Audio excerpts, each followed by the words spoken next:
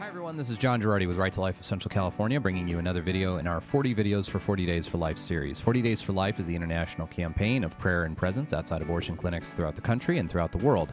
If you want to learn more about our campaign this year, you can visit www.rtlcc.org, or you can give us a call at 559-229-2229.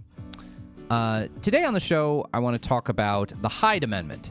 President Biden issued a new proposed federal budget, which did not include any Hyde Amendment protections on federal spending, and I thought it's as good a time as any to talk about the importance of the Hyde Amendment.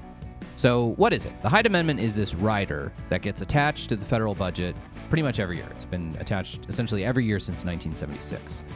And basically what it does is it cuts off federal funding, direct federal funding, through federal health care programs, chiefly Medicaid, cuts off direct federal funding for abortion, except in cases of rape or incest. This has been probably the most successful in the entire post-Roe v. Wade history of abortion. This has been the most successful American pro-life initiative. By cutting off this federal funding for abortion, we have probably prevented something like over 2 million abortions from happening.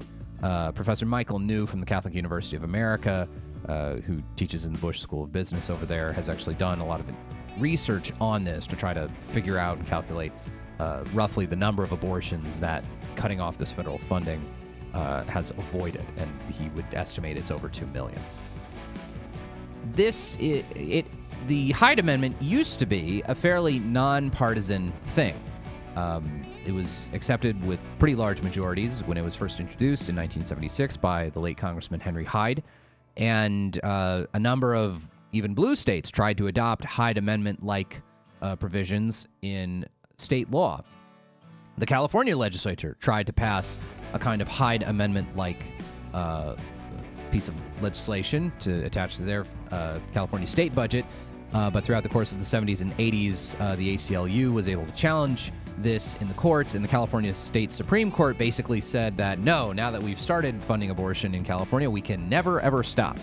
It's a completely illogical series of Supreme Court decisions, California state Supreme Court decisions. By the way, if you thought the U.S. Supreme Court was bad over the course of the last 100 years, you should get a load of the California Supreme Court. If you think Roe v. Wade was stupid, the ways in which the California State Supreme Court has found all kinds of interesting rights to abortion in our California Constitution has been even more creative. The Hyde Amendment is a really important thing, and in 2016, Hillary Clinton was the first major presidential candidate to oppose the Hyde Amendment. In 2020, Joe Biden was elected as the first American president since Roe v. Wade to oppose the Hyde Amendment, and it's actually fairly remarkable how President Biden served in the U.S. Senate, was elected to the Senate in 1976, supported the Hyde Amendment for his entire 30-plus years in the United States Senate, supported the Hyde Amendment for all 8 years as Vice President of the United States, and only changed his position on the Hyde Amendment over the course of 1 week in 2019 because a bunch of liberal activists got angry at him about it, and he seemed to think it was pretty clear he couldn't get nomination from the Democrats if he continued to support the Hyde Amendment. So, President Biden living out the Groucho Marx quip, these are my principles, and if you don't like them, well, I have others. That'll do it for before I say anything that is not 501c3 compliant. By the way, we do not endorse or oppose any candidates for political office here at Right to Life of Central California. With that, I'll be done. This is John Girardi for Right to Life of Central California.